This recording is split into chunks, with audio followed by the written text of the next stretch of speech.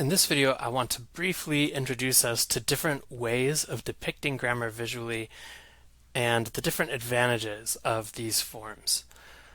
Um, the first form is one that you may have seen in a middle school English language arts class. This is an older variety of diagramming the grammar of any language. This is often used in the English language traditions. This is called a Reed-Kellogg diagram. So what you have going on in a Reed-Kellogg diagram is basically that the horizontal line is meant to be sort of the spine of the sentence, what is going on. And then the main division, the main vertical division here is between the subject and the predicate. Everything to the left is the subject, everything to the right is a predicate. So here we have Fred is the subject, is, this is the linking verb, or here this is a copula, which is why we have this thing. This is the verb and the complement, or the verb and the object here with this diagonal line. It's not as big of a division as between the predicate and the subject. And then we've got other information which modifies friend. A is telling me of all of the possible friends in the real and imaginary worlds, which one are we talking about? A friend. Good is telling me more about the characteristics. This is a determiner, this is an adjective, but they're coming off diagonally from the word friend to show that they modify friend. And so this is a pretty simple model. It's not that difficult to learn. What we're trying to model is not necessarily what's in the brain, but we're just trying to label the different parts that we see on the surface of a sentence and show how they relate to each other.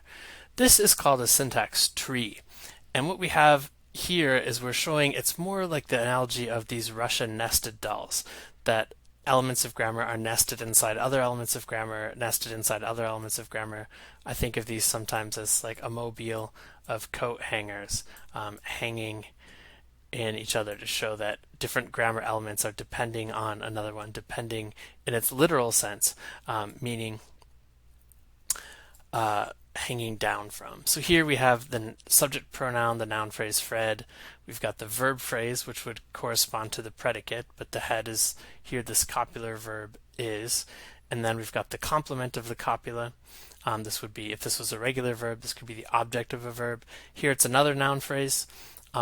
Is a good friend, is a good friend. I know it's a noun phrase, I could replace it with a pronoun like one.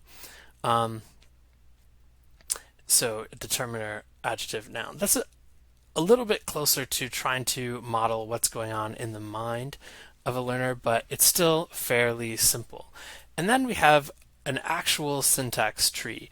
This is something that linguists would draw, and this is meant to be a visual model of what's going on in the mind of a learner as they generate language and as they process language. The same way that sort of a molecular diagram, like the kind you might see in an organic chemistry class, is actually trying to model the real arrangement of atoms in a molecule. It still is simplified, but basically we see a much more complex structure. Although this looks very complex, we see sort of the same basic elements, that a complementizer phrase headed by a complement is where all of the topicalization things, this is above the sentence, whereas before we had S for sentence. In this kind of diagram we have IP, an inflectional phrase generated by the inflection. What was the subject pronoun is still a subject pronoun. In this model, it's not really a noun phrase. It's a determiner phrase, because there's reason to believe that determiners are actually on the outside, that these are above nouns. And then we would have this auxiliary. It's a copula here, which is behaving like an auxiliary in English, not a verb. And then the complement of this copula is another DP. And in this model, pronouns always replace DPs. In a more simple model, I say a pronoun replaces a noun phrase. And then we have A, which is telling me which of all of the good friends. And the advantage of this model is that I have all of the slots should I need to have something else inserted. Like Fred is a good friend who I met in high school. I could stick that down here. Fred is quite a good friend. I could stick that adverb here. Fred is quite a good friend who I met in high school. I could take this auxiliary, the be, which moved up here to get conjugated for third person singular present tense, in this model, inflection is seen as the heart. I could actually move this up here and I could ask the question, is Fred a good friend? So B starts here, it moves up here to change form, and then from here it would move up to the question position. I could even question Fred and move that further up and say who is a good friend. So this seems like a complicated tree, overly complicated, but what I have here is a faithful representation of the actual structure in the mind. I have a slot for any given thing that I might want to insert. I have slots for negation that I could put in, and the one thing that you will see in this kind of a syntax tree is a basic structure that any head, whether it's an adjective or a noun or a verb or an inflection or determiner, is going to project an X bar, and then there's going to be an XP, a phrase. So a verb is going to project a verb bar, which projects a verb phrase.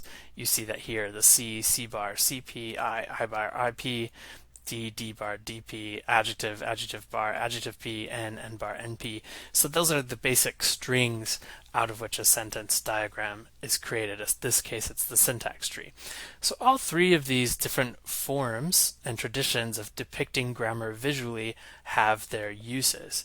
And let's look at the next slide to see what the advantages and disadvantages of them all are. We had the two different ways of representing syntax. A more descriptive version of syntax, like the Reed-Kellogg diagrams, where you might have something like this, these diagrams, versus syntax trees, which are meant to be generative syntax. They're meant to be more closely symbolizing what's actually happening in the mind of the learner and to allow us to model and make predictions about language and how it works.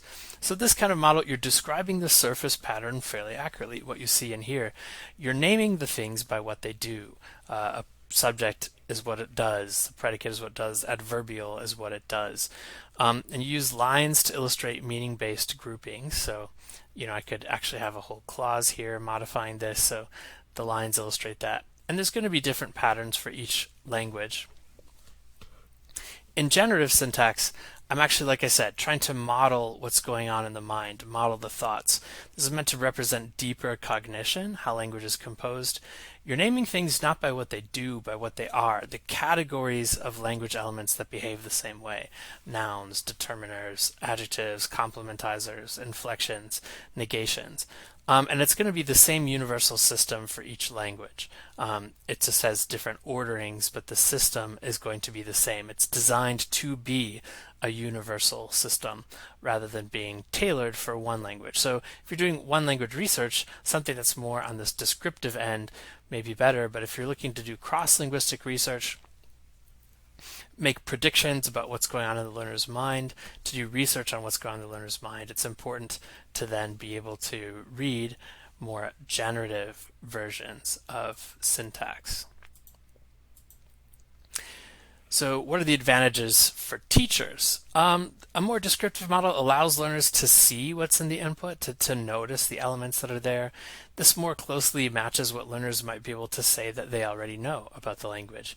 You can describe and point out errors in the surface patterns. It's easy to point out missing elements or extra elements, grouping surface errors together. So you can say what the errors are, but it's not very easy to figure out why you might see the patterns of errors that you do.